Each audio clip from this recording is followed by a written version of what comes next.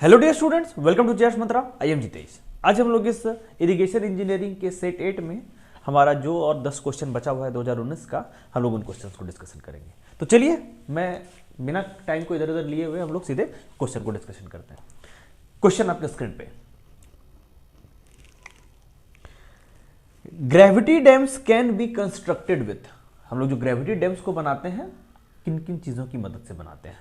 पहला है हमारा कंक्रीट, दूसरा है हमारा मैसनरी और तीसरा है हमारा बोथ ए एंड बी, चौथा है हमारा नन ऑफ दिस। तो हम लोग ये जो ग्रेविटी डैम हम लोग बनाते हैं, मैंने इसके पहले वाले सेट में भी डिस्कशन के दरमियान बताया था कि हम लोग कंक्रीट, मैसनरी वर्क और स्टोन वर्क, इन सबों को मिला के या इन सबों की मदद से हम लोग अपने ग्रेविटी डैम का निर्माण करते हैं। तो हमारा यहाँ पे ऑप्शन नंबर हो जाएगा C, basically both A and B, है ना, कंक्रीट और हमारा मैसनरी दोनों की मदद से। Next question, overflow spillway is generally called as. ये जो ओवरफ्लो स्पिलवे होता है हम लोग इसको किस दूसरे नाम से जानते हैं? पहला ऑप्शन है सेफ्ट स्पिलवे, दूसरा ऑप्शन है साइफन स्पिलवे, तीसरा ऑप्शन है साइड चैनल स्पिलवे, चौथा है हमारा ओजी स्पिलवे। तो ओजी स्पिलवे जो कि एस शेप का होता है, एस के आकार का या जो ओजी के आकार का होता है, उसी स्पिलवे को हम लोग अपने ओवरफ्लो स्पिलवे भी बोलते हैं, ध्यान रखिएगा। तो हमारा यहां पे option number D, that is OG spillway is our correct answer. Next question, source of water for बंधारा इरिगेशन। बंधारा इरिगेशन जो कि एक तरह का माइनर इरिगेशन प्रोजेक्ट है, उसमें जो पानी बेसिकली आता है वो कैसे आता है? तीन तरह का हम लोगों ने माइनर इरिगेशन प्रोजेक्ट पढ़ा था ना, बंधारा, परकोलेशन टैंक और हमारा लिफ्ट इरिगेशन, ध्यान रखिएगा। तो इस बंधारा इरिगेशन में जो पानी आएगा, बेसिकली जो सोर्स ऑफ वाटर है वो कौन सा है? पहला ऑप्शन पॉन्ड, तालाब से पानी आएगा, दूसरा है वेल, कुआं से, तीसरा है हमारा रिवर, चौथा है ऑल ऑफ दिस।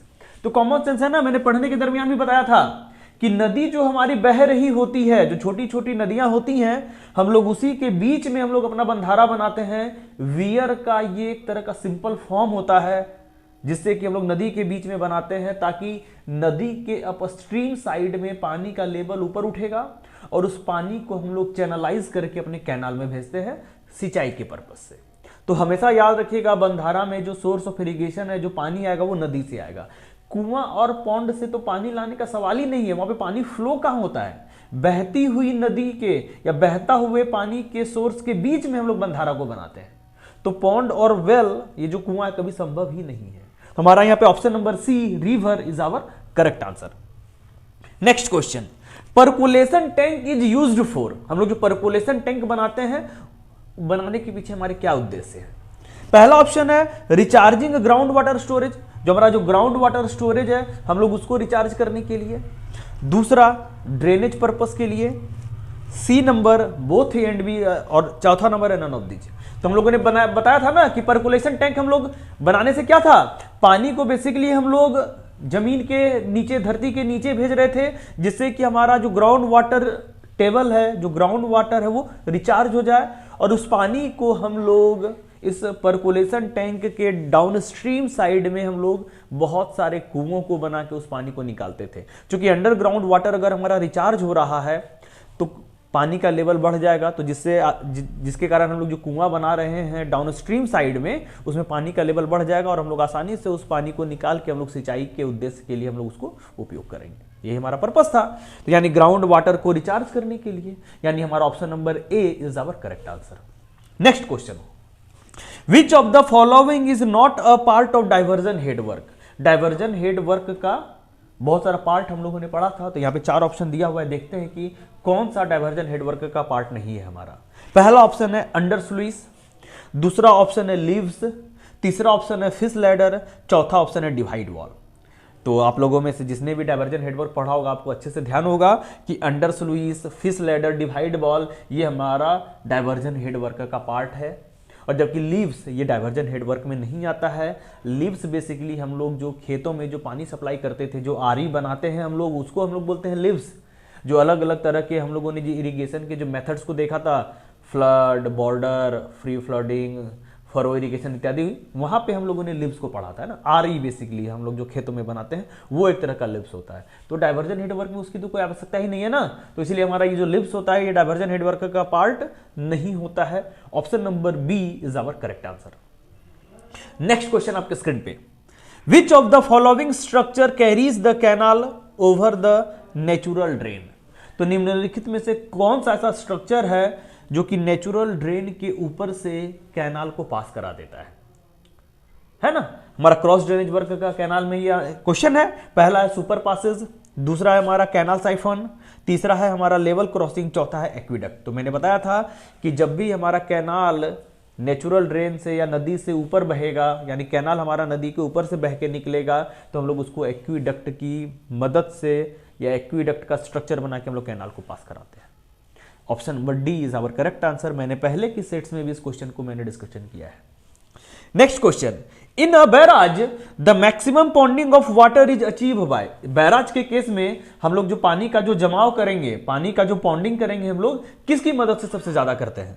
पहला क्रेस्ट के द्वारा, दूसरा लोअरिंग द गेट्स, है ना, बैराज में जो गेट होता है उसको हम लोग नीचे गिरा के, तीसरा बोथ ए एंड बी, चौथा नन ऑफ दिस। तो ध्यान रखिएगा, वियर के केस में हम लोग क्रेस्ट लेवल की मदद से हम लोग पानी को स्टोर करते हैं, पानी को रोकते हैं, पानी का पॉन्डिंग करते हैं। लेकिन बैराज के केस में हम लोग जो गेट है उसको गिरा के बेसिकली गेट की मदद से हम लोग ज्यादा से ज्यादा पानी का जमाव करते हैं। इसलिए हमारा यहाँ पे option number B is our correct answer. Crest वाला आंसर तो हमारा वियर के लिए होगा। ध्यान रखिएगा, मैंने अच्छे से इस डिफरेंस को पढ़ाया है, मैंने आपको पिक्चर वगैरह भी ड्रॉ करके प्रॉपर दिया है। किसी को भी दिक्कत है तो एक बार आप वहां पे जाके थोड़ा लेक्चर रिवाइज कर लीजिएगा, है ना। चलिए नेक्स्ट क्वेश्चन आपके स्क्रीन पे, which of the following failures takes place in an earthen dam. Earthen dam के केस में निम्नलिखित में से कौन सा फेल्योर हमारा होता है? पहला स्ट्रक्चरल फेलियर, दूसरा हाइड्रोलिक फेल्योर, तीसरा हमारा सीपेज फेल्योर, चौथा ऑल ऑफ दिस। तो मैंने ये तीनों तरह का फेल्योर्स होता है और जो भी तरह के फेल्योर्स होते हैं मैंने डिटेल से आपको वहां मैंने पढ़ाया है। तो ये तीनों तरह के फेल्योर्स हमारे होते हैं अर्दन डैम के केस में, यानी option number D all of the above is our correct answer. Next question, which of the following can be used for lift irrigation. Lift irrigation में से निम्नलिखित में से किसको यूज करते हैं? ये क्वेश्चन रिपीट हो रहा है, पहले भी मैंने इस क्वेश्चन को दूसरे सेट में मैंने आपको करवाया हुआ है। पहला है पंप, दूसरा है हाइड्रोलिक रैम, तीसरा है विंड मिल, चौथा है all of this. All of the above is our correct answer. Same question repeat हुआ है, मैंने पहले एक्सप्लेनेशन इसका दिया हुआ है। Next question, water is economically used in dash dash dash method.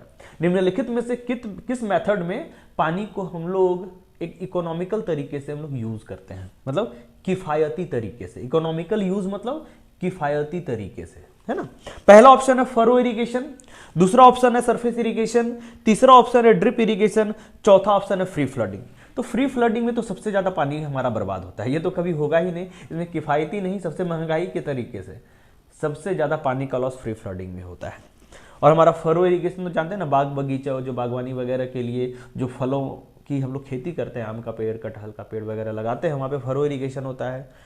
दूसरा हमारा सरफेस इरिगेशन और तीसरा है हमारा ड्रिप इरिगेशन। तो ड्रिप इरिगेशन में हम लोग सबसे किफ़ायती तरीके से पानी का उपयोग करते हैं या सबसे किफ़ायती तरीके से हम लोग सिंचाई करते हैं। ड्रिप इरिगेशन में बेसिकली क्या करते हैं हम लोग, पूरा एक पाइप का नेटवर्क बैठा देते हैं हम लोग जमीन के थोड़ा सा जस्ट नीचे, जहाँ पे पेड़ पौधों को हम लोग रोपेंगे, और डायरेक्ट हम लोग वो जो पाइप होता है पूरा परफोरेटेड होता है, पाइप पूरा छिद्रदार होता है, और हम लोग डायरेक्ट जब पानी रिलीज करते हैं उस पानी के नेटवर्क में, तो डायरेक्ट हम लोग पेड़ों की, है ना, पेड़ पौधों की जड़ों में डायरेक्ट हम लोग पानी को पहुंचाते हैं।